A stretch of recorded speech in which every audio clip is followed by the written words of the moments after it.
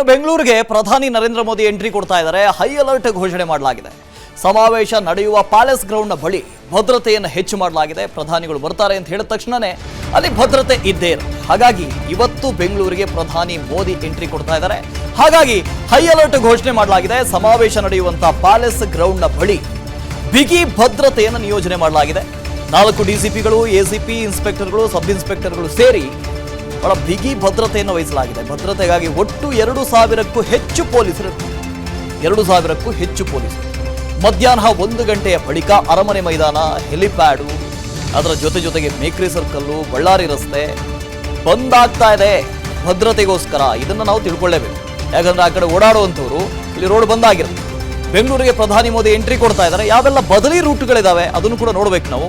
ಸಮಾವೇಶ ನಡೆಯುವಂಥ ಪ್ಯಾಲೇಸ್ ಗ್ರೌಂಡ್ನ ಬಳಿ ಭದ್ರತೆಯನ್ನು ನಿಯೋಜನೆ ಮಾಡಿದ್ದಾರೆ. 4 ಡಿಸಿಪಿಗಳು, ಎಸಿಪಿಗಳು, 2,000 ಪೊಲೀಸರನ್ನ ನಿಯೋಜನೆ ಮಾಡಲಾಗಿದೆ. ಜೊತೆಗೆ ಒಂದಷ್ಟು ರೂಟ್ ಚೇಂಜ್ ಅನ್ನು ಕೂಡ ಮಾಡ್ತಾರೆ. ಸಾಯಂಕಾಲ 5:15ಕ್ಕೆ ಪ್ರಧಾನಿ ನರೇಂದ್ರ ಮೋದಿ ಎಂಟರ್ ಆಗಿರೋದ್ರಿಂದ ಅದು ಒಂದು ಕಡೆಯಿಂದ ಹೆಬ್ಬಾಳ ಫ್ಲೈಓವರ್ ಕೂಡ ಕ್ಲೋಸ್ ಮಾಡಿದ್ದಾರೆ. ಅದರ ಜೊತೆಗೆ ಏರ್ಪೋರ್ಟ್ ರೋಡ್ ಕೂಡ ಹೌದು, ಬಹಳ ಬ್ಯುಸಿ ಆಗಿರುವಂತಹ ರಸ್ತೆ.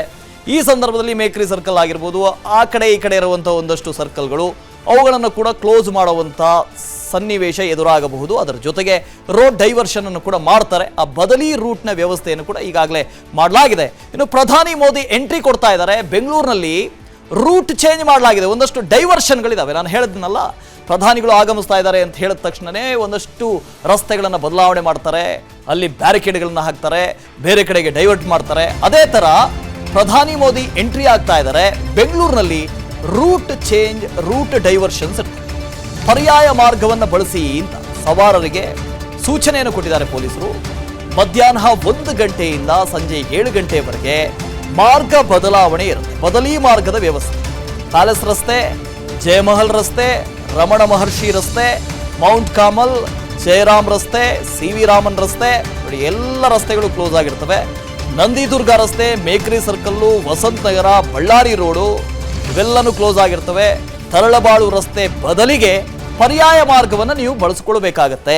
ಅದೇ ರಸ್ತೆಯಲ್ಲಿ ಹೋಗ್ತೀನಿ ಅಂತ ಹೇಳಿದ್ರೆ ಮಧ್ಯಾಹ್ನದ ನಂತರ ಆ ರಸ್ತೆಗಳೆಲ್ಲವೂ ಕ್ಲೋಸ್ ಆಗಿರುತ್ತೆ. ಬದಲಿ ರಸ್ತೆಯನ್ನ ಈಗಾಗಲೇ ಗೊತ್ತುಪಡಿಸಿದ್ದಾರೆ. ಆ ರಸ್ತೆಗಳಲ್ಲಿ ಓಡಾಡಬೇಕಾಗತ್ತೆ. ಇದು ಬಹಳ ಇಂಪಾರ್ಟೆಂಟ್.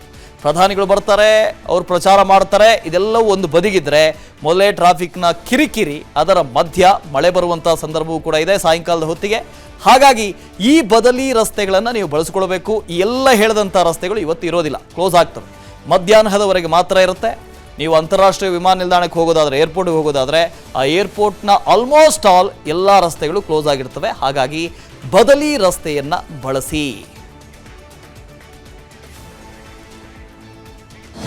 ಅನುಕ್ಷಣದ ಸುದ್ದಿಗಳಿಗಾಗಿ ವಿಸ್ತಾರ ನ್ಯೂಸ್ ಯೂಟ್ಯೂಬ್ ಚಾನೆಲ್ ಸಬ್ಸ್ಕ್ರೈಬ್ ಮಾಡಿ. ಹೊಸ ಸುದ್ದಿಗಳ ನೋಟಿಫಿಕೇಶನ್ಗಾಗಿ ಬೆಲ್ ಐಕಾನ್ ಕ್ಲಿಕ್ ಮಾಡಿ. ಲೇಟೆಸ್ಟ್ ಅಪ್ಡೇಟ್ಸ್ಗಾಗಿ www.vistaranews.com ವೆಬ್ಸೈಟ್ಗೆ ವಿಸಿಟ್ ಮಾಡಿ. ಅಂಗೈಯಲ್ಲೇ ಜಗತ್ತಿನ ಸುದ್ದಿ ತಿಳಿಯಲು ವಿಸ್ತಾರ ನ್ಯೂಸ್ ಕನ್ನಡ ಆಪ್ ಡೌನ್ಲೋಡ್ ಮಾಡಿ.